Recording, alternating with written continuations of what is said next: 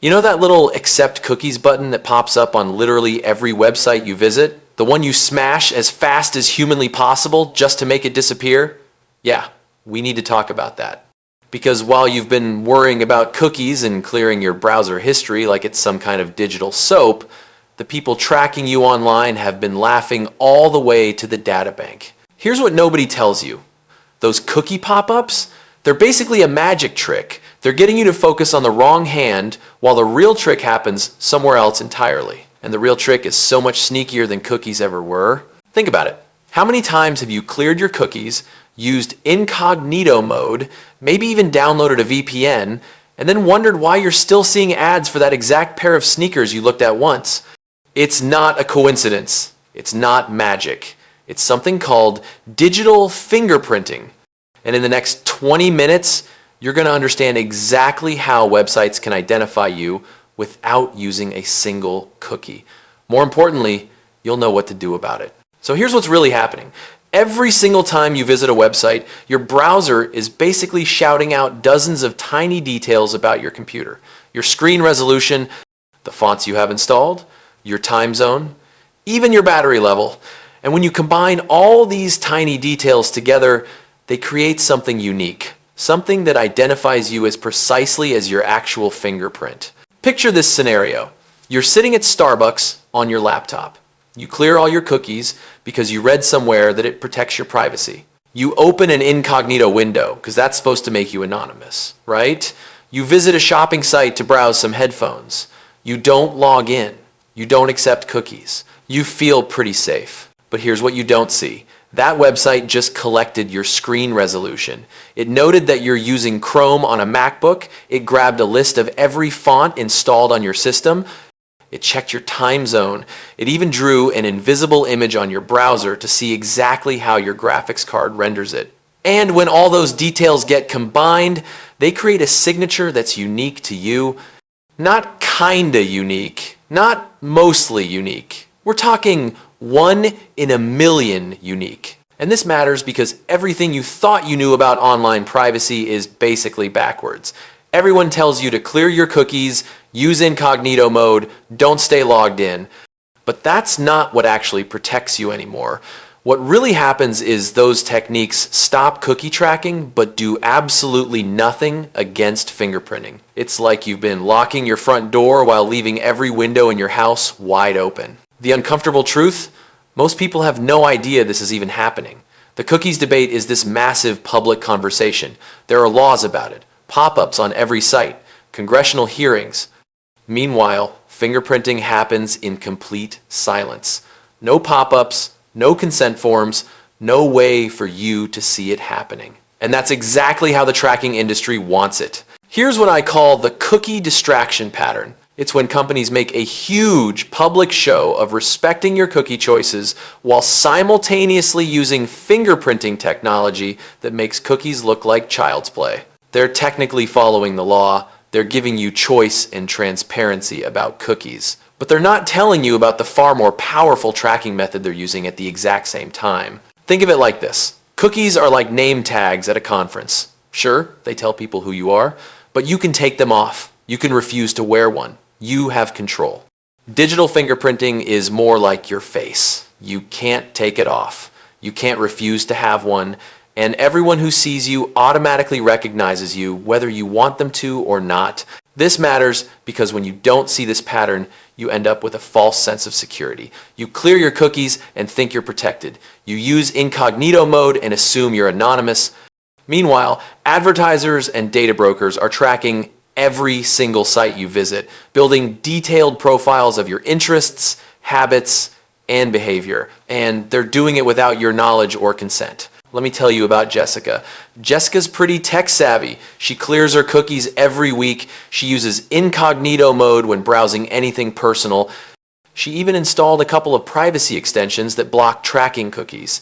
Jessica thinks she's covered. She's doing everything the internet tells you to do for privacy. But here's what Jessica doesn't realize. Her laptop has a slightly unusual screen resolution because she uses an external monitor. She's got about 40 fonts installed because she does graphic design work. Her browser has a specific combination of plugins. Her graphics card renders images in a particular way. When you combine all these factors, Jessica's browser creates a fingerprint that appears in only about 1 out of every 2 million users. So even though Jessica never accepts cookies and browses in incognito mode, advertisers can still track her across every website she visits. They don't need her name, they don't need her email, they just need that unique fingerprint. And every time she visits a new site, that site can check with a fingerprinting service and say, hey, have you seen this fingerprint before? The answer is almost always yes. And suddenly they know everywhere Jessica's been online. Now here's the particularly sneaky part. There's this technique called canvas fingerprinting, and it's absolutely wild how it works. When you visit a website, that site can ask your browser to draw an invisible image. Just a simple graphic with some text and colors. Your browser draws it using your graphics card, your operating system, your fonts, all your system settings. And here's the thing, every single computer draws that image slightly differently. It's like asking 100 people to draw the same picture. Even with identical instructions, everyone's drawing comes out a tiny bit different. Same thing happens with your browser. The way your specific graphics card and operating system render that invisible image creates a unique signature. The website captures that signature, converts it to a hash, and boom, they've got a fingerprint that identifies your device. And this connects to something even deeper. Your browser wasn't designed to be private. It was designed to be functional. Every feature that makes websites work better also leaks information about you. High-resolution displays, they help websites look beautiful, but they also make you more identifiable. Custom fonts, great for designers, terrible for privacy. Even things like your battery level get reported to websites so they can optimize performance, but that battery level is another data point in your fingerprint. Your brain does this thing where it trusts familiar tools. When you open incognito mode, you get that dark theme and a little message about privacy. It feels safe. It feels protected. And your brain says, okay, we're anonymous now. But that feeling is based on outdated understanding. Back when cookies were the main tracking method, incognito mode actually helped. But in today's world, it's basically security theater. You feel safer without actually being safer. But here's where things get really interesting. This isn't just about targeted ads for sneakers you looked at once. The same fingerprinting technology gets used for fraud detection by banks, for bot prevention by websites, for digital rights management by streaming services. The technology itself is neutral. It's just a way to identify devices. But when advertising companies use it without your knowledge or consent, it becomes surveillance. What's actually happening is we're living through a massive shift in how online tracking works. The whole cookie system was visible and controllable. You could see them, delete them, block them. That's why privacy advocates pushed for cookie laws. Those laws worked. Companies had to get consent. Users got control. But the tracking industry didn't just give up. They evolved.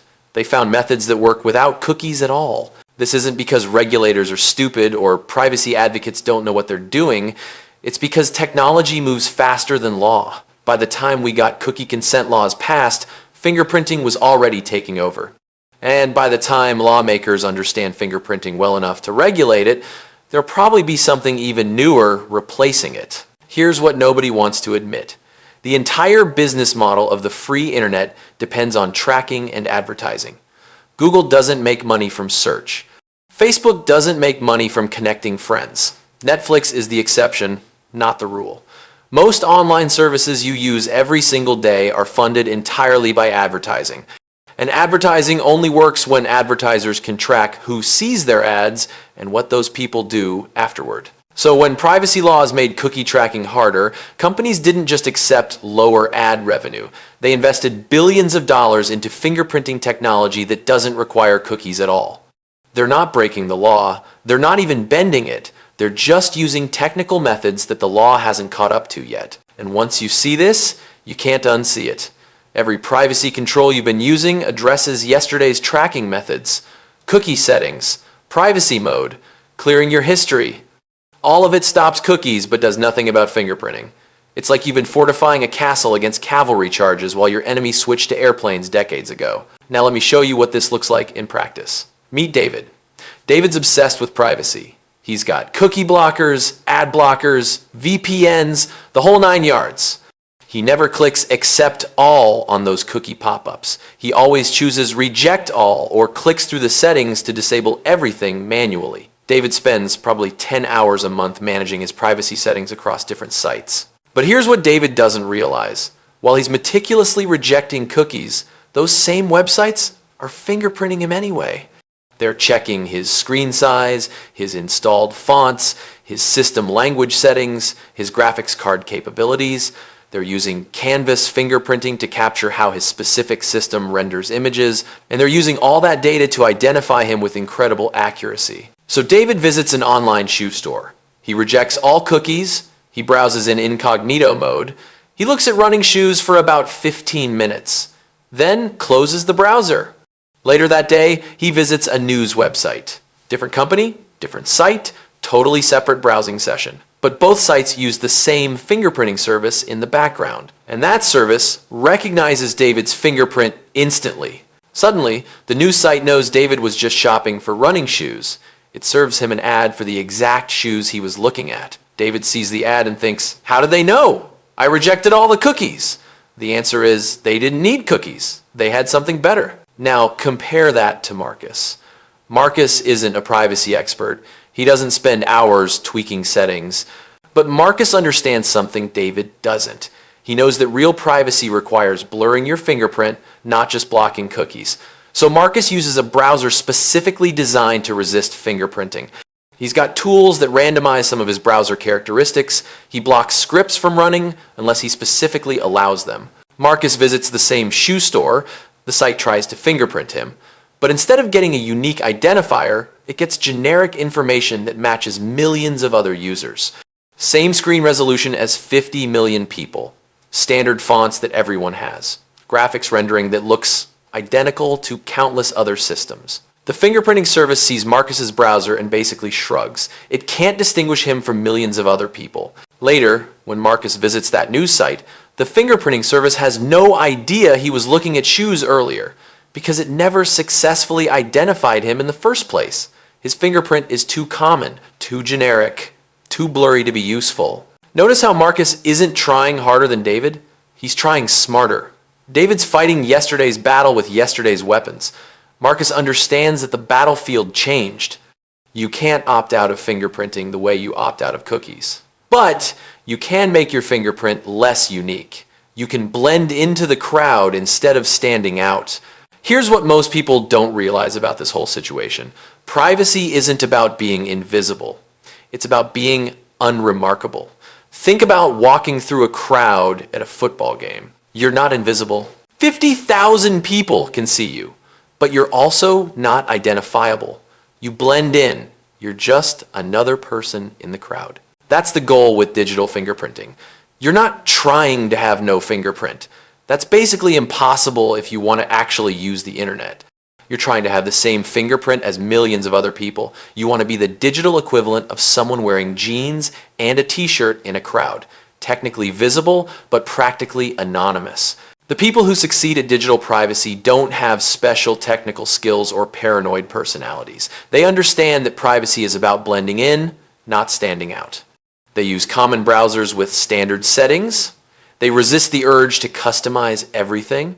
They accept that some features aren't worth the privacy trade-off. These patterns aren't personal failures. They're predictable traps that anyone falls into.